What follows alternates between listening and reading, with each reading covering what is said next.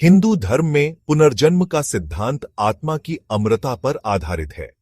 इसमें विश्वास किया जाता है कि आत्मा न तो मरती है और न ही जन्म लेती है, बल्कि वह एक शरीर को त्याग कर दूसरा शरीर धारण करती है। यह प्रक्रिया तब तक चलती रहती है जब तक आत्मा मोक्ष प्राप्त नहीं कर लेती। इसे समझाने के लिए एक दृष्टि हम एक रियल लाइफ घटना के साथ प्रस्तुत कर सकते हैं। वाराणसी की एक वृद्ध महिला शांति देवी 1930 में मात्र 8 साल की उम्र में अचानक अपने माता पिता से कहने लगी कि वह मथुरा की रहने वाली है। उसका नाम शांति नहीं बल्कि लुगदी देवी है और उसका एक बेटा भी है। यह सुनकर परिवार स्तब्ध रह गया। शांति बार बार कहती रही कि उसे अपने पिछले जन्म की सब बातें याद हैं, उसका घर, पति, पुत्र और उसकी मृत्यु की परिस्थितियां भी। हिंदू धर्म के अनुसार जब किसी व्यक्ति की मृत्यु होती है तब उसकी आत्मा शरीर छोड़ देती है और कर्मों के अनुसार अगला जन्म लेती है। यदि उसकी मृत्यु अकाल, असमय या पीड़ा में हुई हो तो आत्मा में पूर्व जन्म की स्मृतियां रह सकती हैं। शांति देवी के साथ भी कुछ ऐसा ही हुआ। उसने बताया कि पिछले जन्म में उसका विवाह केदारनाथ चौबे से हुआ था और प्रसव के दौरान उसकी मृत्यु हो गई थी। कुछ सालों बाद वही आत्मा दिल्ली में शांति देवी के रूप में जन्मी। शांति की बातों की पुष्टि के लिए महात्मा गांधी ने एक विशेष जांच कमेटी बनाई। जब शांति को मथुरा ले जाया गया तो वह बिना बताए अपने पुराने घर तक पहुंची। उसने अपने पति और बेटे को पहचान लिया, घर की गुप्त बातों को बताया जो केवल लुगदी देवी और उसके परिवार को ही ज्ञात थीं। यह सब देखकर सभी चकित रह गए। भगवद गीता में श्री कृष्ण कहते हैं, वासांसि जीर्णानि यथा विहाय नवानि गृह्णाति नरोपराणि तथा शरीराणि विहाय जीर्णा न्यन्यानि संयाति नवानि देहि। जैसे मनुष्य पुराने वस्त्रों को त्याग कर नए वस्त्र धारण करता है, वैसे ही आत्मा पुराने शरीर को त्याग कर नया शरीर धारण करती है। हिंदू मान्यता में प्रत्येक जन्म का संबंध पिछले जन्मों के कर्मों से होता है। शांति देवी का पुनर्जन्म भी संभवतः किसी अधूरे कर्म या आकस्मिक मृत्यु के कारण हुआ। यही कारण था कि उसकी आत्मा को तुरंत अगला जन्म मिला और पूर्व जन्म की स्मृति।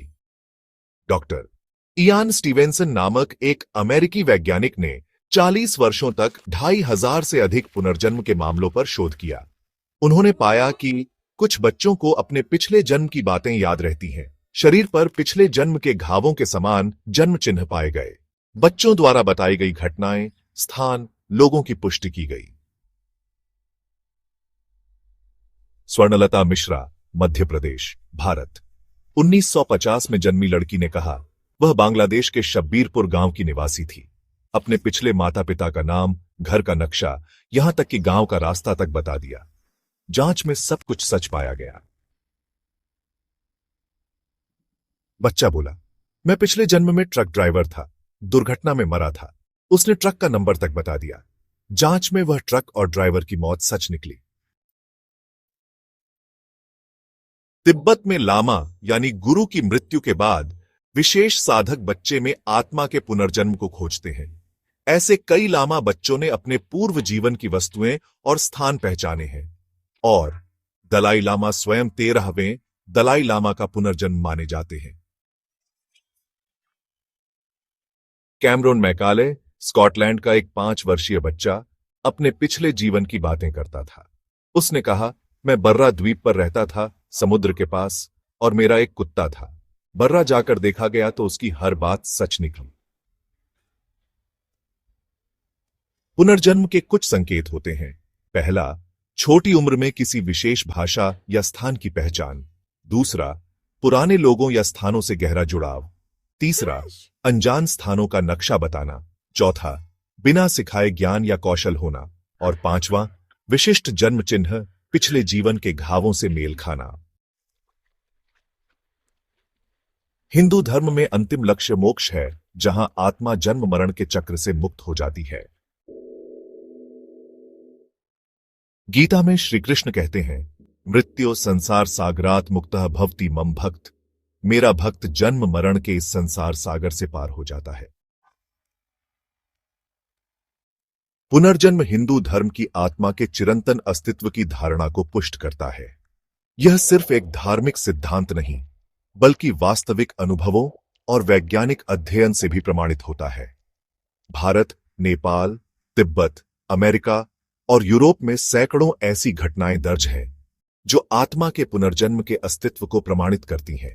इस तरह की और रोचक तथ्य जानने के लिए इस चैनल को सब्सक्राइब कीजिए और इस वीडियो को लाइक शेयर कीजिए।